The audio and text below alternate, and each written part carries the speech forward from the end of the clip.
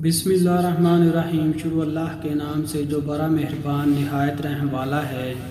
آپ صلی اللہ علیہ وآلہ وسلم نے فرمایا، تم سے لوگ ہر بات پوچھیں گے، یہاں تک کہ یوں کہیں گے کہ اللہ نے تو ہر چیز کو پیدا کیا، پھر اللہ کو کس نے پیدا کیا؟ آپ صلی اللہ علیہ وآلہ وسلم نے وصیحت کی۔ آپ صلی اللہ علیہ وآلہ وسلم نے 3 چیزوں کی وصیحت کی ہے کہ موت سے پہلے ان کو نہ چھوڑو۔ ہر مہینے میں 3 دن روزے، چاشت کی نماز اور وتر پڑھ کر سونا۔ آپ صلی اللہ علیہ وآلہ وسلم نے فرمایا، میرے دل پر غبار سا چھا جاتا ہے تو میں اس کیفیت کے ازالے کے لیے ایک دن میں 100 بار اللہ سے استغفار کرتا ہوں۔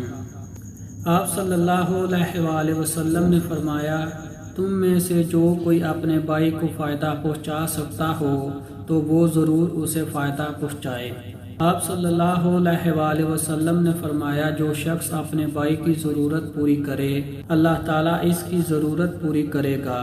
جو شخص کسی مسلمان کی ایک مصیبت کو دور کرے، اللہ تعالیٰ اس کی قیامت کے مصیبتوں میں سے ایک بڑی مصیبت کو دور فرمائے گا۔